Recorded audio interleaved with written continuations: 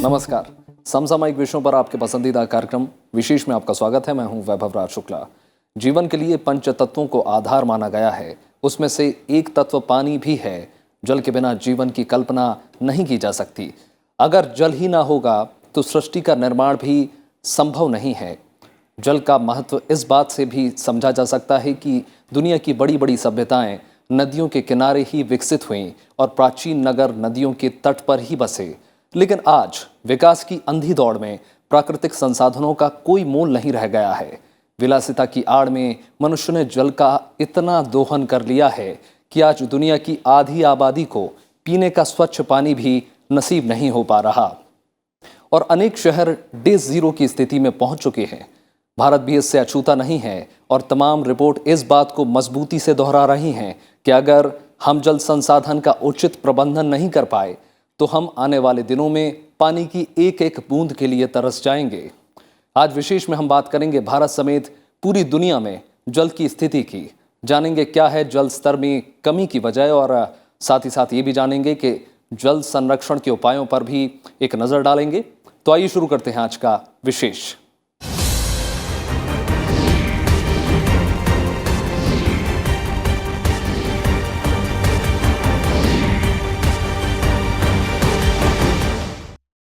जल ही जीवन है, इस कहावत से मानव अस्तित्व के लिए पानी का महत्व स्पष्ट होता है। जल प्रकृति के सबसे महत्वपूर्ण संसाधनों में से एक है। आज भारत समेत दुनिया के कई देश जल संकट के मुहाने पर खड़े हैं। हाल ही आई एक रिपोर्ट के मुताबिक चेन्नई दुनिया भर के जल संकट वाले शहरों में पहले पायदान पर है। जल संकट से जूझ रहे दुनिया के टॉप 20 शहरों में से 4 शहर भारत में है। चेन्नई के अलावा कोलकाता, दिल्ली, मुंबई इस सूची में शामिल हैं।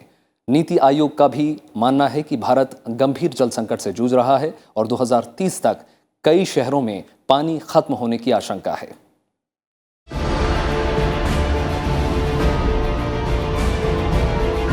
भारत के कई शहर इस वक्त भीषण जल संकट से गुजर रहे हैं। इनमें चेन्नई सबसे ऊपर है। चेन्नई भारत ही नहीं, दुनिया भर में सबसे ज्यादा जल संकट वाला शहर बन गया है। दुनिया के जल संकट से जूझ रहे 400 शहरों में चेन्नई टॉप पर है। 2018 में दुनिया के 400 शहरों पर शोध किया गया। चेन्नई को पानी की सप्लाई करने वाली 4 प्रमुख झीलें सूख चुकी हैं।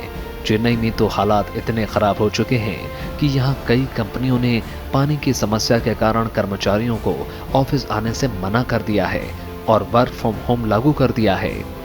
टाइम्स ऑफ इंडिया की इस रिपोर्ट में WWF यानी ग्लोबल वाटर स्टीवर्ड लीड के एलेक्सिस मॉर्गन ने जानकारी दी है कि दुनिया के कई शहर जल संकट से जूझ रहे हैं। इस रिपोर्ट के मुताबिक जल संकट के मामले में दूसरे नंबर पर कोलकाता है। मुंबई इस सूची में 11वें और दिल्ली 15वें नंबर पर है। तीसरे नंबर पर तुर्की का शहर इस्तांबुल है। चीन का चेंदगू चौथे नंबर पर है। 5वें नंबर पर थाईलैंड का बैंकॉक है और ईरान का तेहरान 6ठे नंबर पर है। इंडोनेशिया का जकार्ता 7वें और अमेरिका का लॉस एंजलिस 8वें नंबर पर है।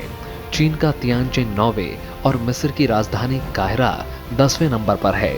जल संकट वाले टॉप 20 शहरों में Seoul, Shenzhen, Dhaka, Karachi, Lima, Rio de Janeiro, Beijing और पेरिस भी शामिल है। विश्व भर की बात करें पानी के लिहाज से तो संकट बहुत ही गंभीर है। ये देखा जा रहा है कि अभी 50% जो लोग हैं विश्व भर में पानी वाटर क्राइसिस की सिचुएशन में है। और बड़े बड़े शहर, अगर हम अफ्रीका की बात करें, जैसे साउथ अफ्रीका में जो शहर है केप टाउन, पिछले साल वो डिक्लेयर होने वाला था कि वो पहला शहर होगा विश्व भर में जहां पानी बिल्कुल भी नहीं होगा। और इस साल की अगर बात की जाए तो चेन्नई, जो one of the most urban शहर कहा जाता है भारत का, वो अभी बहुत जूझ रहा है पानी की किल्लत की वजह से। जल संकट से जूझ रहे इन शहरों में ज्यादातर शहर नदियों के किनारे बसे हैं। यहाँ आबादी बहुत ज्यादा है और नदियों के पानी का ज्यादा इस्तेमाल किया गया है। इन नदियों के पानी का इस्तेमाल बेतरतीब तरीके से किया गया है, जलवायु परिवर्तन के कारण बाढ़ और सूखे जैसी समस्याओं का सामना दुनिया भर के कई शहरों के लोगों को करना पड़ रहा है।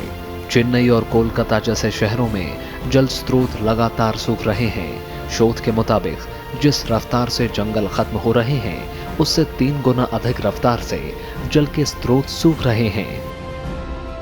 ये जो बड़ी रिपोर्टें हैं ग्लोबल लेवल पे या नेशनल लेवल पे, जैसे अभी आप खुद बोल रहे हैं कि वाटर स्टीवर्डशिप वाली रिपोर्ट या नीति आयोग की जो composite water management index report है या यूएन की रिपोर्ट, ये सारी रिपोर्टें एक ही तरफ इशारा कर रही हैं कि अभी की क्राइसिस बहुत गंभीर है वाटर को लेकर, और आगे आने वाले सालों में ये और ज़्यादा गंभीर हो जाएगी। नीति आयोग ने भी देश में जल संकट की गंभीरता को लेकर सचेत किया है। पिछले साल नीति आयोग ने एक रिपोर्ट जारी की। नीति आयोग के मुताबिक देश के कई शहरों में जल संकट ने विकराल रूप धारण कर लिया है। भविष्य में इसके और गहराने के आसार दिख रहे हैं। 2030 तक पानी खत्म होने की कगार पर आ जाएगा। इस किल्लत का सामना सबसे ज्यादा दिल्ली, बेंगलुरु, चेन्नई और हैदराबाद के लोगों को करना पड़ेगा। 2020 से ही पानी की परेशानी शुरू हो जाएगी। कुछ समय बाद ही करीब 10 करोड़ लोग पानी के कारण परेशानी उठाएंगे। 2030 तक देश के लगभग 40% लोगों तक पीने के पानी की पहुंच खत्म हो जाएगी। इनमें दिल्ली, बेंगलुरु, चेन्नई और हैदराबाद समेत देश के 21 शहर शामिल हैं। जल संकट से जीडीपी को 6% का नुकसान होने की आशंका है। अगले 11 सालों में देश के 60 करोड़ से ज्यादा लोगों को पीने का पानी मिलना मुश्किल हो जाएगा। अब अगर मैं एग्जाम्पल लूँ नीति आयोग की, उसमें कहा गया था पिछले साल कि 21 बड़े बड़े शहर भारत के, जिसमें दिल्ली, चेन्नई, बैंगलोर, हैदराबाद, ये सारे शहर ऐसे होंगे जो 2020 में जहाँ पर ग्राउंड वाटर बिल्कुल भी नहीं होगा। और अगर आप बात करें कि 2030 में 40% लोगों को साफ पानी भी मुयस्सर नहीं होगा। जल संकट के मामले में इस वक्त चेन्नई और दिल्ली के हालात बहुत खराब हैं। ये शहर दक्षिण अफ्रीका के केप टाउन बनने की राह पर चल रहे हैं। जनवरी 2018 में केप टाउन में हालात इतने खराब हो गए थे कि पानी भी राशन की तरह मिलने लगा था। चेन्नई में रोज 130 करोड़ लीटर पानी की जरूरत है और वहां अभी सिर्फ 83 करोड़ लीटर पानी ही सप्लाई हो रहा है। दिल्ली को रोज करीब 450 से 470 करोड़ लीटर पानी चाहिए, लेकिन सप्लाई सिर्फ 75% ही है। दिल्ली का 90% ग्राउंड वाटर लेवल गंभीर स्थिति में पहुंच गया है। दिल्ली के अलग अलग इलाकों में ग्राउंड वाटर 2 मीटर तक प्रति वर्ष के हिसाब से घट रहा है। दिल्ली का 15% इलाका अब क्रिटिकल जोन में है। बेंगलुरु भूजल स्तर पिछले 2 दशक में 10 से 12 मीटर तक गिर गया है। देश के 40% से अधिक क्षेत्रों में सूखे का संकट है। 20 जून तक देश के 91 प्रमुख जलाशयों में 27.265 BCM यानी बिलियन क्यूबिक मीटर जल संग्रह हुआ। ये इन जलाशयों की कुल संग्रहण क्षमता का मात्र 17% है। जल संकट से बचने के लिए तमाम फौरी राहत उपाय करने चाहिए, लेकिन साथ ही कई दीर्घकालीन कदम भी उठाने होंगे। ब्यूरो रिपोर्ट और राज्यसभा टीवी। भारत में पानी की कमी विकराल समस्या बन चुकी है। शहरीकरण और औद्योगिकीकरण के दबाव में भूजल का स्तर लगातार नीचे गिर रहा है। अगर वक्त रहते जल संसाधनों के प्रबंधन पर ध्यान नहीं दिया गया तो भारत के ज्यादातर बड़े शहरों में 2020 से ही पानी की किल्लत शुरू हो जाएगी। 2030 तक देश के करीब 40% लोगों तक पीने के पानी की भी पहुंच खत्म हो जाएगी।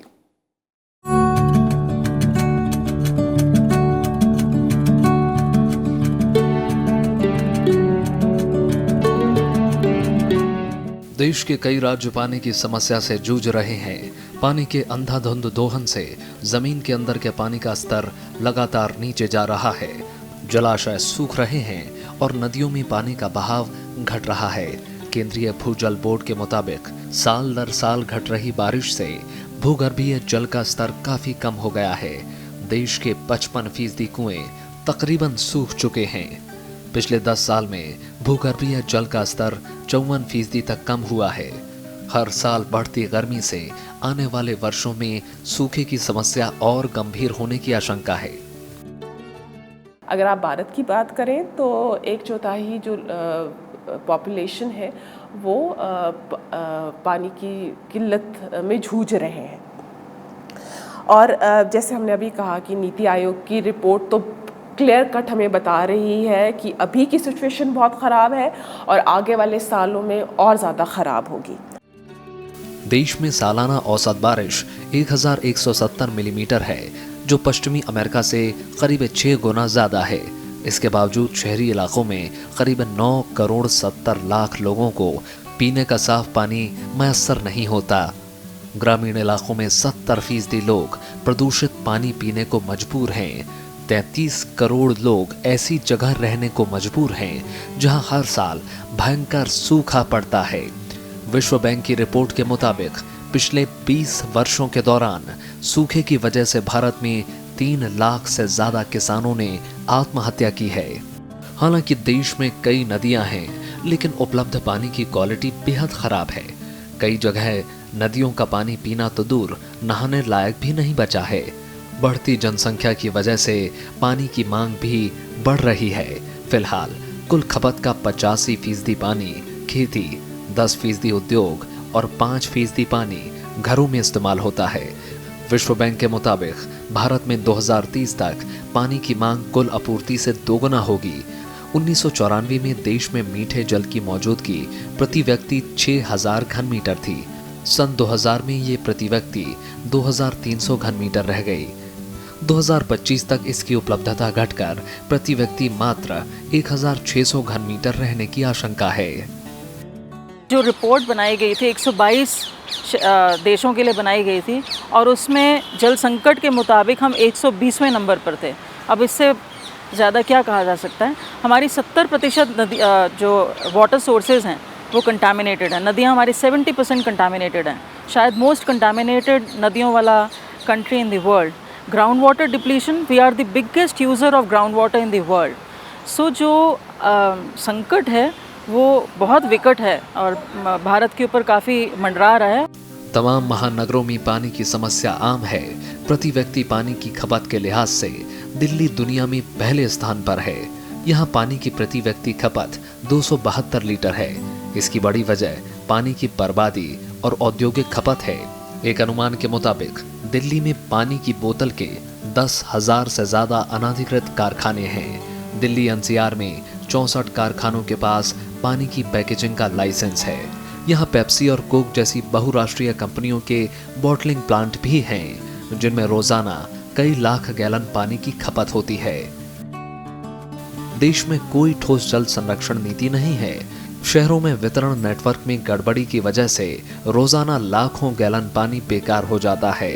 देश भर में बारिश का 65% पानी बहकर समुद्र में चला जाता है। रोजाना 4 लाख लीटर पानी गंदे नालों में छोड़ा जाता है, लेकिन इनमें से महज 20% ही दोबारा इस्तेमाल हो पाता है। अगर देश भर में होने वाली कुल बारिश का महज 5% भी संरक्षित कर लिया जाए तो 100 करोड़ से ज्यादा लोगों की साल भर की जरूरत पूरी हो सकती है। Bureau report, Rajya Sabha TV. जल संकट के मामले में सिर्फ भारत ही नहीं बल्कि पूरी दुनिया में भयानक स्थिति है। आज दुनिया भर में करीब 2 अरब आबादी को पीने के लिए स्वच्छ पानी उपलब्ध नहीं है।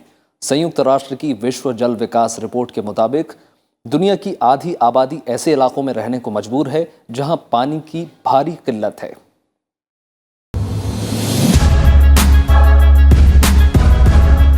दुनिया भर में बढ़ती जनसंख्या, औद्योगिकीकरण और प्रदूषण की वजह से पानी को लेकर स्थिति बेहद खराब हो रही है। इस वक्त दुनिया का सिर्फ 0.5% पानी ही इंसानों के पीने के लिए उपलब्ध है। संयुक्त राष्ट्र ने अपने विश्व जल विकास रिपोर्ट में पानी की कमी को लेकर गंभीर चिंता जताई है। रिपोर्ट के मुताबिक दुनिया में हर साल पानी की मांग 1% की दर से बढ़ रही है। अगले 2 दशकों में पानी की इस मांग में और बढ़ोतरी होने की संभावना है। पानी की मांग खेती से ज्यादा औद्योगिक और घरेलू जरूरतों के लिए ज्यादा तेजी से बढ़ेगी। संयुक्त राष्ट्र का मानना है कि पानी की विकासशील और उभरती हुई अर्थव्यवस्था वाले देशों में और तेजी से मांग बढ़ेगी।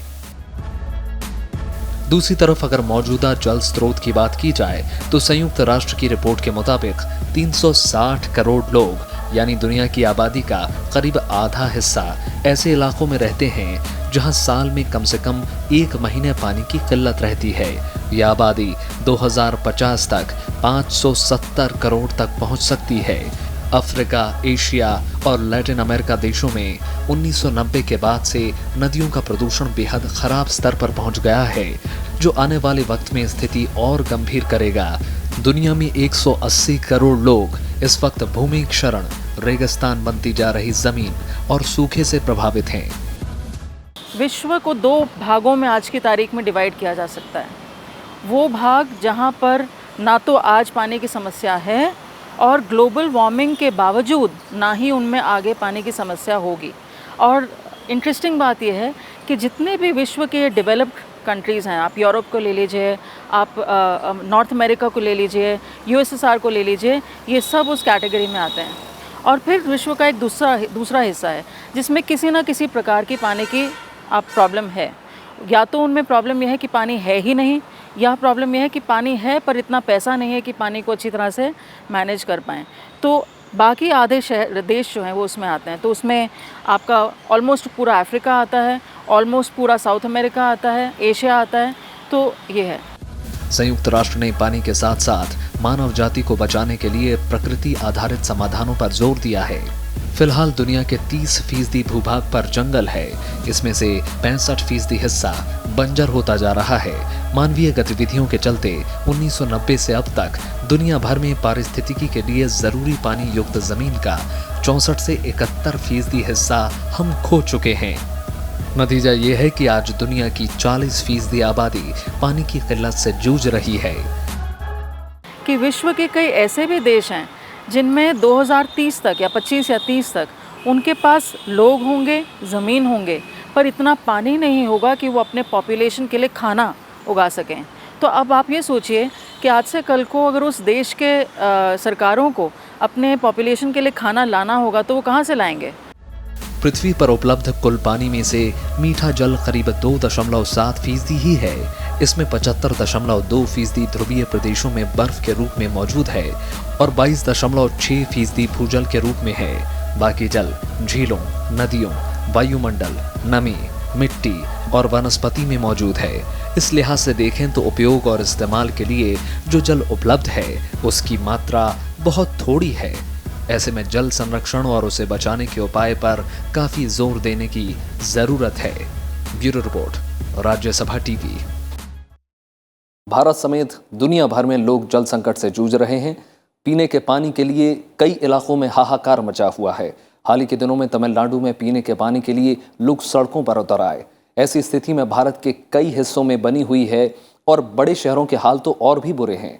अब जरूरत है कि सरकार के साथ साथ आम जनता भी पीने के पानी के लिए संरक्षण के लिए जागरूक हो जाए और इस ओर कदम बढ़ाए। आइए जानते हैं क्यों हम पानी के एक एक बूंद के लिए तरस रहे हैं और जल संकट को दूर करने के लिए क्या कदम उठाने चाहिए।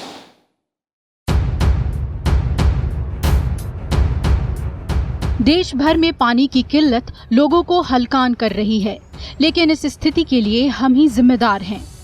बढ़ती आबादी ने पानी का इस्तेमाल जरूरत से ज्यादा किया और जल संरक्षण के लिए कोई भी कदम नहीं उठाए। देश भर में कई नदियां, ताल, तालाब और जलकुंड सूखकर समतल हो गए हैं। इसके चलते देश के कई इलाके डार्क जोन में हैं, यानी यहाँ जमीन में पानी का स्तर खतरनाक स्तर के नीचे है। यही हाल कई दूसरी नदियों का भी है, जहाँ नदी के बेसिन में बांध बनाकर पानी का आजाद बहाव रोक दिया गया है।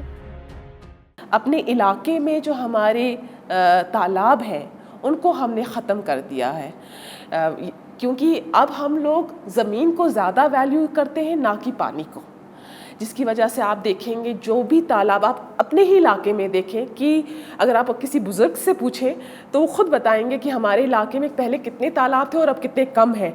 अगर बेंगलोर जैसे शहर की बात करें तो अब अभी सिर्फ 20 लेक्स ही बचे हुए हैं।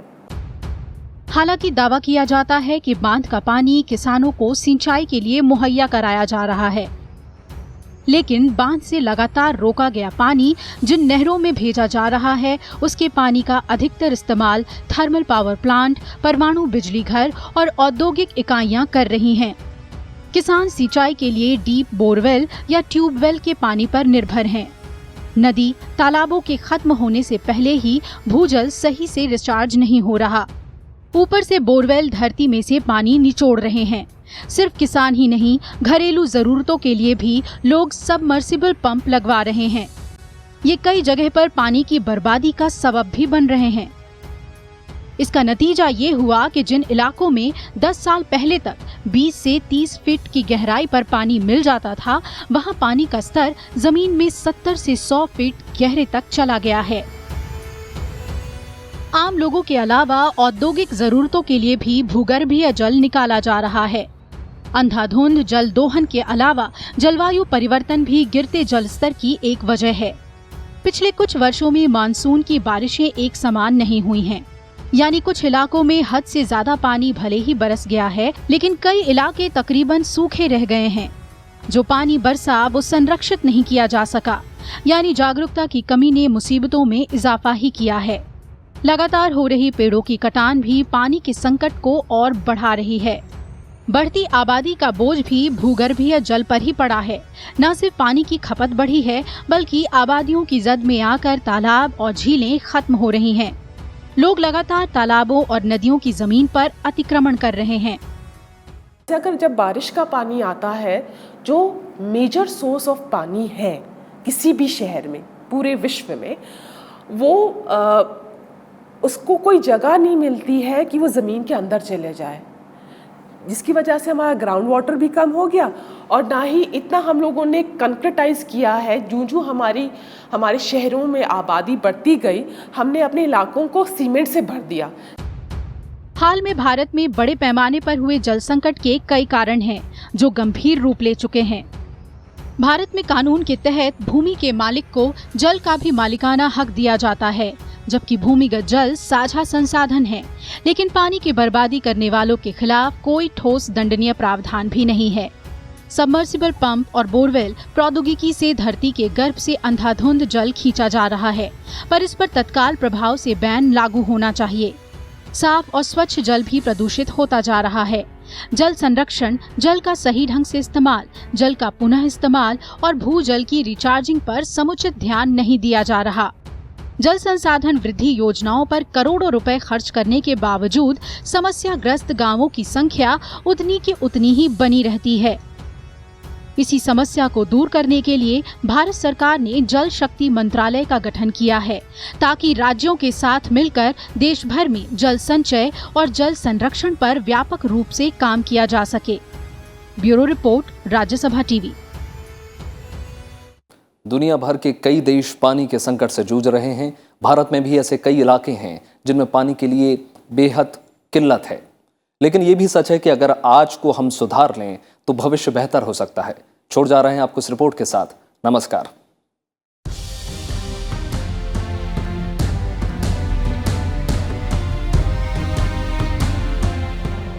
पानी के संकट से बचने के लिए कई तरह के कारगर उपाय करने की जरूरत है, जिनमें जल, जमीन और जंगल का उचित प्रबंधन, जल संरक्षण के उपाय, अत्यधिक भूजल दोहन पर रोक, तालाब और झीलों के पानी का उचित उपयोग, जल को प्रदूषण से मुक्त रखना और नदियों और नालों पर चेक डैम बनाने की जरूरत है। इनके अलावा जल शोधन भी एक बेहतर उपाय है। जल शोधन के लिए मेम्ब्रेन फिल्ट्रेशन काफी उपयोगी तरीका है, जिसमें micro filtration, ultra filtration, nano filtration और आरओ यानी रिवर्स ऑस्मोसिस के जरिए गंदे पानी को पीने लायक बनाया जा सकता है।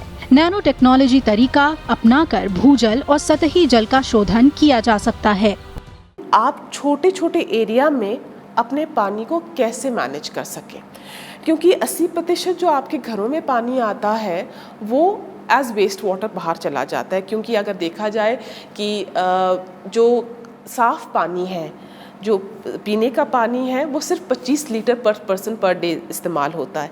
तो बाकी का सारा पानी जो है वो जो है आपका वेस्ट वाटर की तरीके से निकल जाता है।